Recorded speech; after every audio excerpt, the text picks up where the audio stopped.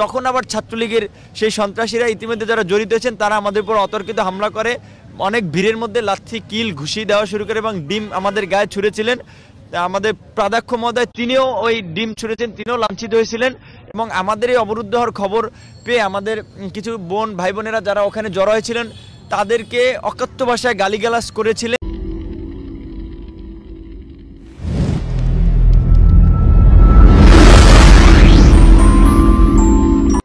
আপনারা গতকালকে রাতে ঢাকা বিশ্ববিদ্যালয়ের SM হলের একজন শিক্ষার্থী, নাম উর্দু বিভাগে মাস্টার্সের শিক্ষার্থী ফরিদ নামে, যিনি আপনার হল সংসদেরও GS পদে মনোনয়ন তুলেছিলেন, কিন্তু ছাত্রলীগের তাকে জোর করে ভয়ভীতি দেখিয়ে মনোনয়ন প্রত্যাহার করেছিল। ইভেন সে যখন প্রত্যাহার করতে চায়নি তার রুমে মাদকদ্রব্য ঢুকিয়ে তাকে ফাঁসি দেওয়ার ভয় দেখিয়ে তাকে প্রত্যাহার করেছিল।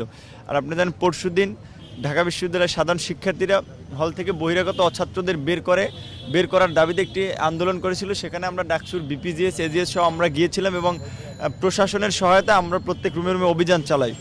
সেই অভিযানে নেতৃত্ব দেওয়ার কারণে ফরিদ সেই ছেলেকে গতকাল রাতে ছাত্রলীগের হল শাখার সভাপতি সেক্রেটারির নেতৃত্বে বেধড়ক পিটিয়ে কানের এখান থেকে ফাটায় এবং 32টা সেলাই লাগে। তখন আমার সাথে যখন সে ন্যায় বিচারের দাবিতে যোগাযোগ করে তখন আমি তাকে প্রক্টরের সাথে কথা বলে আমি হল প্রভোস্ট এবং প্রাধ্যক্ষ বরাবর একটা অ্যাপ্লিকেশন লিখতে বলি এবং তার বন্ধুবান্ধব এবং অন্যান্য ছাত্র সংগঠনের প্রতিবাদে আজকে একটি বিক্ষোভ মিছিল করেছিল। আমি তাদের সেই স্মারকলিপিটি প্রক্টর অফিসে পৌঁছে দিয়েছি তাদেরকে সাথে নিয়ে, এবং যখন হলে সেটি দিতে গিয়েছি হলে জমা দেওয়ার পরে সেই ছেলের কাপড় চুপড় রুমে রয়েছিল, কাপড় রুমে আনতে গেলে তখন ছাত্রলীগের যে হলের সভাপতি সেক্রেটারি এবং BPGS যারা ছাত্রলীগের ছিলেন তারা তখন আমার সাথে ওই রুমে যারা গিয়েছিলেন তাদেরকে অতর্কিতভাবে হামলা করে এবং সেই হামলায় গণিত বিভাগের শিক্ষার্থী আতাউল্লাহ আহত হয় রুমের মধ্যেই। তখন আমরা আহত হওয়ার পরে চলে আসতে চাইলে তারা আসতে দেয় না, আমাদেরকে অকথ্য ভাষায় গালিগালাজ করে এবং পথ রুদ্ধ করে। তারা অকথ্য স্লোগান দিতে থাকে, আমাদের হল প্রভোস্ট অফিসের কার্যালয়ের সামনে জোর করে আটকে রাখে। আমি প্রক্টর স্যারকে জানিয়েছিলাম কিন্তু আমি যেতে বলেছিলাম তিনি যাননি। আমি প্রভোস্ট মহোদয়কে বারবার ফোন দিয়েছি, তিনিও আসেননি, কিন্তু পরবর্তী দীর্ঘ সময় পরে তিনি এসেছেন।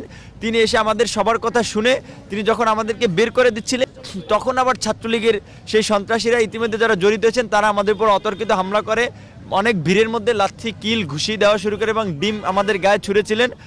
আমাদের প্রাধ্যক্ষ মহোদয় তিনিও ওই ডিম ছুঁড়েছেন, তিনিও লাঞ্ছিত হয়েছিলেন এবং আমাদের এই অবরুদ্ধ হওয়ার খবর পেয়ে আমাদের কিছু বোন ভাই বোনেরা যারা ওখানে জড়ো হয়েছিলেন তাদেরকে অকথ্য ভাষায় গালিগালাজ করেছিলেন এবং তাদেরকে মেরে অলরেডি দুজনকে হাসপাতালে পাঠিয়েছিলেন। আমরা জানি না।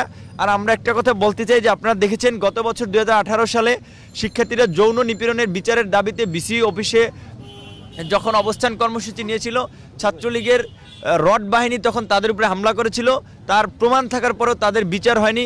কোটা সংস্কার আন্দোলনে ছাত্রলীগের 12 জন চিহ্নিত নেতাকর্মী হয়েছে, হামলার সাথে যারা জড়িত ছিল লিখিত অভিযোগ দিয়েও তাদের বিরুদ্ধে ব্যবস্থা আমরা পাইনি।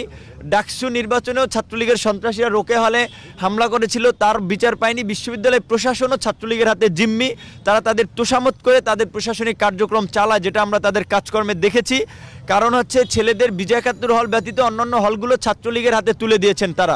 হলের নামমাত্র প্রশাসন থাকে, তারা নিয়ন্ত্রণ করতে পারে না, সিট দেয় প্রশাসন, ছাত্রলীগ হলে উঠায় ছাত্রলীগ, মেয়েদের হলেও দুইভাবে সিট দেওয়া হয় প্রশাসনিকভাবে এবং ছাত্রলীগের নিয়ন্ত্রণে।